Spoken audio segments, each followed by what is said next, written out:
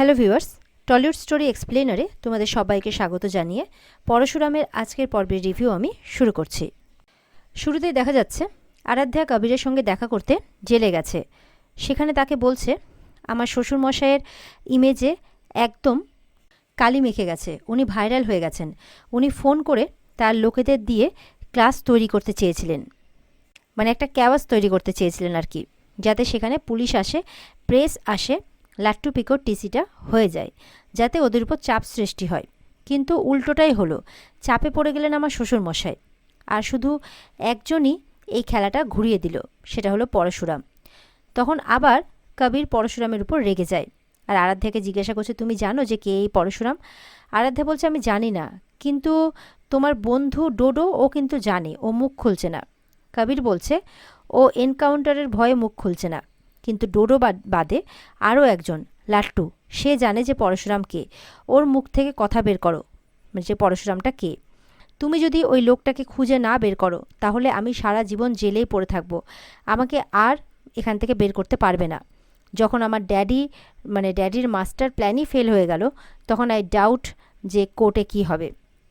আরাধ্যা তখন কবিরকে বলছে, তুমি এত ভয় পেও না, সেদিন বিকেলে একটা বড় রিসেপশন পার্টি থ্রো করা হয়েছে, তারপর আমাদের ফুলসজ্জা আছে, হানিমুনও যাওয়া আছে, আমার সব কিছু প্ল্যান করা হয়ে গেছে। কবির এভাবে বলছে যে, তুমি কি স্বপ্ন দেখছো নাকি? এরপর তার ড্যাডি কর্ণ চ্যাটার্জি এখন কোথায় আছেন সেটা জিজ্ঞাসা করছে আরাধ্যাকে। আরাধ্যা বলছে, উনি বাড়িতে চুপচাপ দরজা বন্ধ করে বসে আছেন। কন্টিনিউয়াসলি নানান চ্যানেল, প্রেস, মিডিয়া থেকে ফোন আসছে। জিতে গেল আমার দিদি তটিনী গাঙ্গুলি আর শিবপ্রসাদ গাঙ্গুলি, আবারও জিতে গেল। ওই একটা লোক যার কোনো ক্ষমতা নেই, দু পয়সার মুরদ নেই, বাসে, ট্রেনে, ট্রামে যাতায়াত করে, দুবেলা দুমুঠো ঠিক করে খেতে পারে না, ছেলে মেয়েদের ধার বাকি করে পড়াচ্ছে, জীবনে কোনো এন্টারটেনমেন্ট নেই, কিছু নেই, জাস্ট সমাজের পিছিয়ে পড়া একটা মানুষ। আর তার কাছে আমার বাবা হেরে গেলেন শুধুমাত্র পরশুরাম আছে বলে। নইলে তোমাকে বের করাটা আরও সহজ হতো। আমি খুঁজে বের করব, আমি যেভাবেই হোক পরশুরামকে খুঁজে বের করব, আর আমি তাকে হারিয়ে ফেলব। আমি তোমাকে খুব ভালোবাসি কবির, কোর্টের ডেটের আগে পরশুরামকে খুঁজে বের করবই আমি। তখন কবিরও সেটাই বলছে। ওদিকে দেখা যাচ্ছে প্রেস আর মিডিয়ার লোকজনেরা বলরাম, সৌরভ, মায়াকে ঘিরে ফেলে, আর স্কুলের সামনে ক্যাওয়াস সৃষ্টি করার হাত থেকে যেই অফিসার বাচ্চাদের বাঁচিয়েছে, সেই পরশুরামের সাথে তারা কথা বলবে বলে। তার থেকে তার খোঁজ করতে থাকে আর কি। ওনার সাথে এখন কথা বলা সম্ভব নয়, এটা বলে বলরাম, সৌরভ, মায়া, তারা বলছে আর কি যে ওনার সাথে কথা বলা সম্ভব নয়। এই বলে সেখান থেকে বেরিয়ে যেতেই তাদের সামনে সত্যজিৎ মুখার্জি, জিৎ মুখার্জি এরা এসে পড়েন। সত্যজিৎ মুখার্জি তাদের সাথে কিছু পার্সোনাল কথা বলবে বলে তাদেরকে বলে যে একটু আড়ালে আসতে। বলরাম সেখানে গেলেই জিৎ মুখার্জি হাত জোর করে তাদের আবারও রিকোয়েস্ট করতে থাকে যে পরশুরামের সাথে তাদের দেখা করানোর জন্য।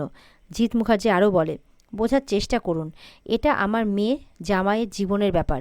আমি চাই আমার জামাই বেকসুর খালাস পেয়ে অ্যাটলিস্ট যেন বেলটা পেয়ে যায় সেদিনের জন্য, না হলে আপনি বুঝতে পারছেন না যে কি হবে। বলরাম তখন বলছে, আপনি কি আমাকে থ্রেট করছেন নাকি? সত্যজিৎবাবু বলছেন বলরামকে যে, আমরা অনুরোধ করছি যে একটিবারের জন্য হলেও পরশুরামের সাথে কথা বলিয়ে দাও আর ওদের দেখা করিয়ে দাও যে পরশুরামটা কে। সৌরভ তখন বলরামকে বলছে যে পরশুরামের সাথে কথা বলিয়ে দিতে। মায়া তখন তাদের বসকে ফোন করে আর সত্যজিৎ মুখার্জি কথা বলবে এমনটা বলে। ফোনটা সত্যজিৎদের দিলে সত্যজিৎ প্রথমে অনুরোধ করছে যে আমরা আমাদের জামাইয়ের ব্যাপারে আপনার সাথে একটু কথা বলতে চাই, একটু মিট করতে চাই। পরশুরাম বলছে যে আপনার গলার স্বর এত নরম কেন? একটা সময় তো আপনার পরিবার থেকে হুমকি যাচ্ছিল, বারবার থ্রেট করা হচ্ছিল। সত্যজিৎবাবু বলছেন যে একটা ঘটনায় সমস্ত কিছু পাল্টে গেছে। কর্ণ চ্যাটার্জি কাউকে মুখ দেখাতে পারছেন না, ওর সমস্ত ভিডিও ক্লিপগুলো ভাইরাল হয়ে গেছে। আসলে আপনি যেই ট্রিকটা খেলেছিলেন তাতে তখন পরশুরাম তখন বলছে ওইটুকু করতেই হয়, না হলে ডিপার্টমেন্টে এই কথা বলতে বলতে থেমে যায়। বলছে যাই হোক, কী বলবেন আপনি বলুন। এরপর সত্যজিৎ বলছে যে আমাদের বাড়ির জামাই, ওকে যদি আপনি একটু ফেভার করেন, একটু একটু যদি কিছু ব্যবস্থা করে দেন, এরকম বলতে গেলে জিৎ মুখার্জি তার দাদার হাত থেকে ফোনটা কেড়ে নেয় আর পরশুরামকে বলছে, আমি জানি না আপনি কে, কিন্তু আমি আপনাকে বলছি যে আপনি আমার জামাইয়ের কেস থেকে সরে যান, এই কেসে মানে ইনভলভ হবেন না। পরশুরাম বলছে, ইনভলভ তো হয়ে গেছি। জিৎ মুখার্জি আরও বলছেন, কর্ণ চ্যাটার্জি লজ্জায় লুকিয়েছে, মানে উনি মুখ দেখাতে পারছেন না কাউকে। আপনি তো জানেন যে ওনার সব কিছু ভাইরাল হয়ে গেছে। পরশুরাম বলছে, জানি, এক কান কাটা লুকিয়ে চলে আর দুকান কাটা খোলা বাজার দিয়ে হাঁটে আর কি।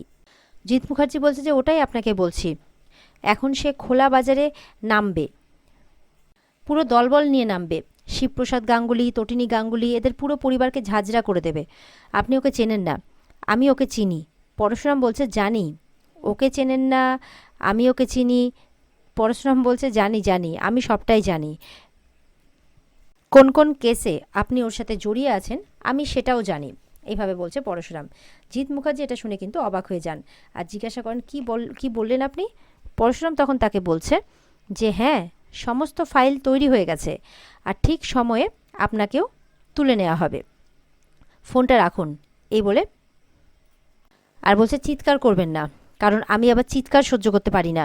এই কমন ম্যান পরশুরামের হাতিয়ার হলো প্রহার আর চেম্বার, কোনোটাই আপনার জন্য সুখকর হবে না, এই বলে ফোনটা রেখে দেয়। এরপর সত্যজিৎ বাবু তার ভাইকে জিজ্ঞাসা করছে যে পরশুরাম কি বলল। জিৎ মুখার্জি তখন বলছে, কিছুতেই কথা বলল না, উল্টে আমাকেই থ্রেট করলো। ও জানে না যে ও কর্ণ চ্যাটার্জি কি করতে পারে। তখন সৌরভ জিৎ মুখার্জিকে বলছে, এখানে কোনো বেআইনি কথা বলবেন না, না হলে ওখানে একটা বড় ঘর আছে, সেখানে আমরা মগজ ধোলাই করে থাকি। জিৎ মুখার্জি তখন সৌরভকে বলছে, আপনি আমাকে চেনেন না যে আপনি কার সাথে কথা বলছেন, আপনি জানেন? বলরাম তখন বলছে, হ্যাঁ চিনি, পয়সার গরমে যারা পাওয়ারের মিসইউজ করছে, চলে যান এখান থেকে। প্রেস রয়েছে, যদি তারা জানতে পারে যে কর্ণ চ্যাটার্জির বাড়িতে নিজের মেয়ের বিয়ে দিয়েছেন, তাহলে আপনাদেরকেও কিন্তু ছেড়ে কথা বলবে না, আপনারাও ভাইরাল হয়ে যাবেন। ওদিকে মুখার্জি বাড়িতে ত্রিপর্ণা দীপালিকে জিজ্ঞাসা করছে, তটিনীর বাড়ি থেকে ফোন করেছিল বুঝি? নিশ্চয়ই ওরা খুব খুশি, নিশ্চয়ই ওরা সেলিব্রেট করছে। দীপালি তখন বলছে, স্বাভাবিক, আমার নাতি নাতনির একাডেমিক কেরিয়ারটা শেষ হয়ে যায়নি, স্কুল থেকে টিসি ওরা পায়নি। ওদের সাথে এমনটা হলে এই মুহূর্তে ওরা কোন স্কুলে ভর্তি হতো? ওরা কত কাঠঘর পুড়িয়ে এই স্কুলটাতে ভর্তি করিয়েছে সেটা তো আমি জানি। ওদের সাধ্যের বাইরে গিয়ে ওরা অনেক বেশি ফিস দিয়ে ওদেরকে পড়ায়। প্রত্যেক মধ্যবিত্ত তাদের সন্তানের মধ্য দিয়ে স্বপ্ন দেখে, প্রত্যেক মধ্যবিত্তরাই সন্তানের আগামী দিনের সাফল্যের স্বপ্ন। ত্রিপর্ণা বলছে, যাক, খুব বড় বড় কথা বলছো, শুধু নিজের নাতি নাতনির কথাই ভাবছো। আর আমার মেয়ে আরাধ্যের কি হবে? সে তো ঘরে বসে কাঁদছে, সে তো এখনও পর্যন্ত তার বরকে পায়নি, আর তার মধ্যে এত কিছু ঘটে গেল। ওই শ্বশুরমশাইয়ের ভিডিও ভাইরাল হয়ে গেল।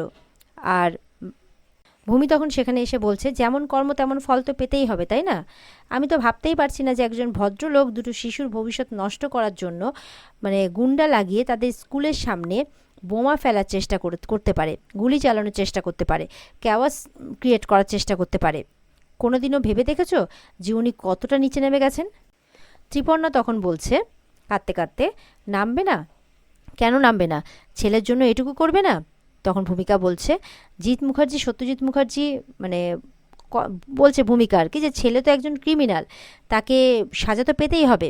আর এই কথা বলতে বলতে ওখানে জিৎ মুখার্জি এরা সবাই বাড়ি ফিরে আসে। ভূমিকাকে জিৎ মুখার্জি বলছে, তোমার তো বেশ কথা ফুটেছে দেখছি, এবার এই জামাই কবিরকে বাঁচানোর জন্য আমরা কি না কি করছি, আর তুমি এখানে দাঁড়িয়ে আমার জামাইয়ের মুণ্ডুপাত করছো। সত্যজিৎবাবু তখন তার ভাইকে বলছেন, ওকে বলে লাভ নেই, ও আবার অনেকটা তটিনীদের মতো, একটু বেশি ভ্যালুজ আছে, বাদ দে, ওই সব কথা বলে লাভ নেই। বাড়ির বউকে নিয়ে আনার আগে আর একটু যাচাই করে নিয়ে এলে ভালো হতো। বলতে চাইছে যে ওকে বাড়ির বউ করে নিয়ে আসার আগে একটু যাচাই করে নিয়ে আসতে হতো। ভূমিকা তখন বলছে, জেঠুমণি কি বলছেন কি আপনি? ত্রিপর্ণা এরপর সত্যজিৎবাবুকে সেখানে কি হলো এটা জিজ্ঞাসা করছে।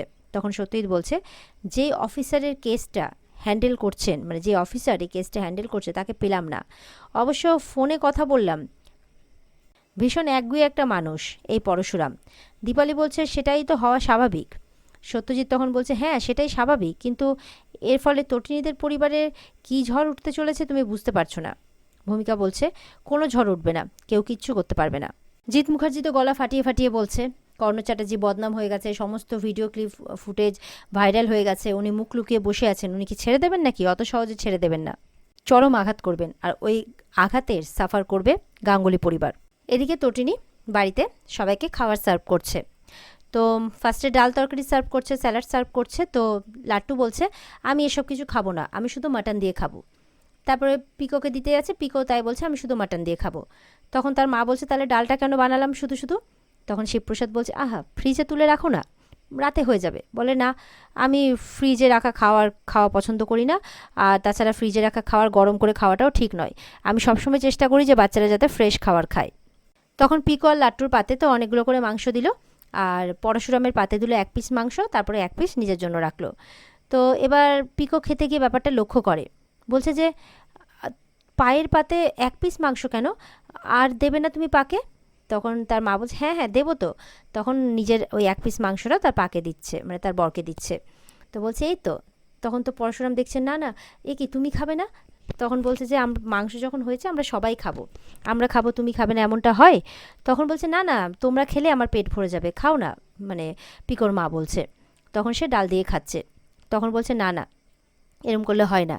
তখন তো এটা দেখে লাট্টুরও মন খারাপ হয়ে যায়। বলছে আমার পাতে 4 পিস মাংস আর তোমার পাতে একটা, মাম্মির পাতেও একটা। পিকো বলছে তুই তো সবসময় বলিস যে মাটন খাবো, বেশি করে খাবো, সেই জন্যই তো। বলছে দেখ না, মার পায়ের পাতে একটা করে আর আমাদের পাতে এতগুলো করে। তখন তাদের মা বলছে আমার কিচ্ছু লাগবে না, এই মাটনটা তোর পাই খাবে, দেখ না আমি খাবো না, আমার এতেই হয়ে যাবে। লাট্টু তো কাঁদতে শুরু করে, বলছে আই এম সরি পা, এই বলে তার পাত থেকে 2টো মাংস তার মাম্মির কাছে দেয় আর কি, তার পাকে দিচ্ছে। আর ওদিকে পিকো উঠে তার প্লেট থেকে 2টো মাংস তার পাকে দিচ্ছে। লাট্টু দিল তার মাকে, আর পিকো দিল তার পাকে। এরপরে দুজনেই কাঁদছে যে সরি মাম্মি পাপা, আমরা এতগুলো করে খাচ্ছিলাম আর তোমরা একটা করে খাবে। স্কুল টিচার শিখিয়েছে আর মাম্মিও শিখিয়েছে যে সবসময় ভাগ করে খেতে হয়। লাট্টু বলছে আমার পাকে না দিয়ে, আমার মাম্মিকে না দিয়ে আমি খেয়ে ফেলছিলাম। দুজনেই কাঁদতে কাঁদতে বলছে।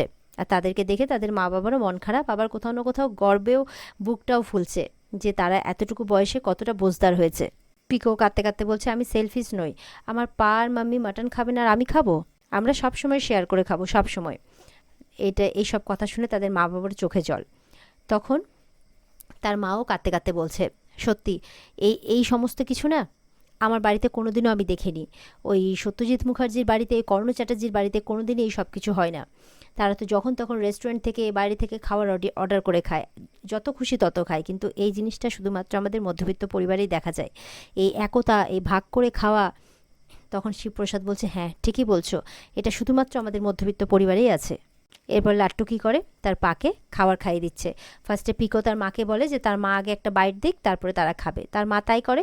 আর এরপরে লাট্টুও তার পাকে বলছে, তখন নিজে হাতে উঠে আবার তার পাকে খাইয়ে দিচ্ছে। এটা দেখে তার পায়ে চোখে জল।